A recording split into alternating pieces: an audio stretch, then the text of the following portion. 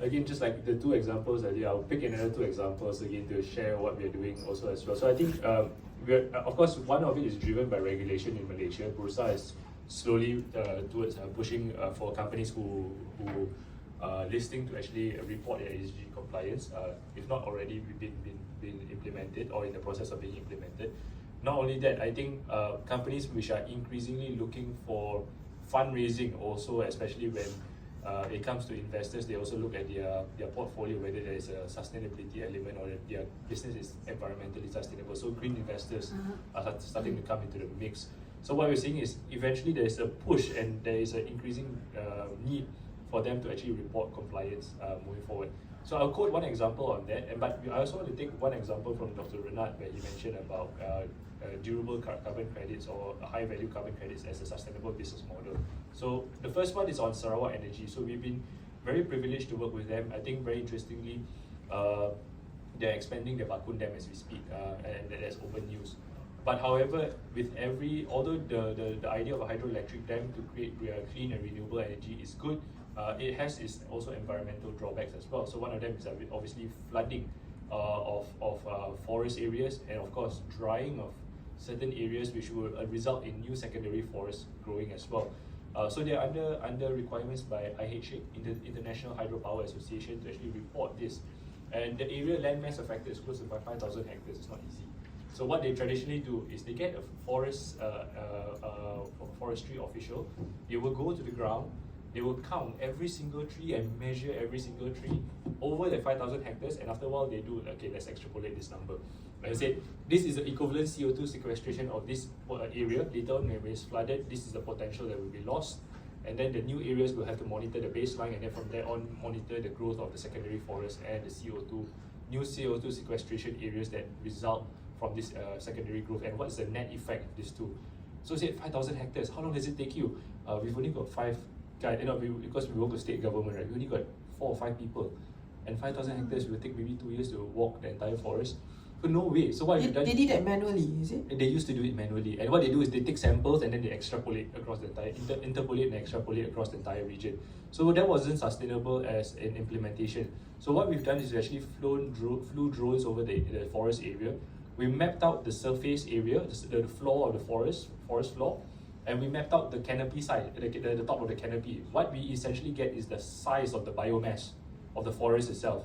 And the size of biomass in coupling with certain allometric formulas, which allows you to convert these equivalent biomasses into equivalent CO2 sequestration in tons, CO2 in tons.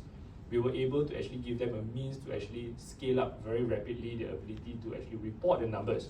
But it still requires ground validation because there is some error to our methodology, but they now have a means to cover large areas of reporting, and then with samples of the ground validation, which leads to the second use case.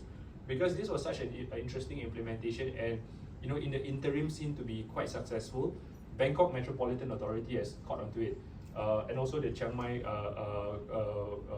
Forest Reserve in the Mayfallong Foundation as well. They said, Sean, we want to find a way to actually, so in Bangkok, they have a unique problem. Forest canopy cover in most of these green cities around the world is about 25% of the city landmass.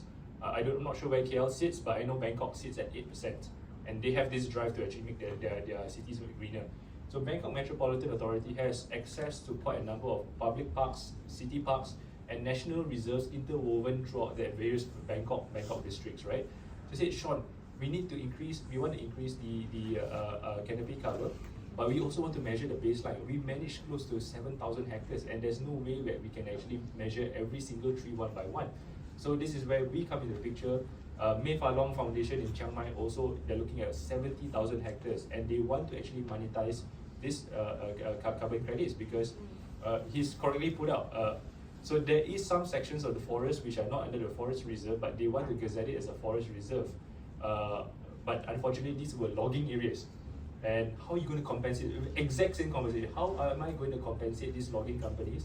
And one of those areas that we're looking at is actually producing carbon credits that can be sold back to the market. Initially, nature-based credits, but eventually, forested areas can also be considered to be durable carbon credits. And this is where I think the synergy, for example, like I wouldn't say that this is in the works. This is just a suggestion. Back then when I was in Bangkok, it's like Microsoft is a big buyer of durable carbon credits. And they're pretty expensive. They're 10 times the value of nature-based credits. So suddenly there is an ecosystem over there in Thailand where Microsoft could also offtake these credits to actually offset their data center implementation in Bangkok, in Thailand itself. And suddenly you have this full circle coming in, and that hinges on the technology, that one of the many technologies that we provide in the supply chain of sustainability. So these are some two examples, but of course if Vincent wants to invest in this technology, I'm more than welcome.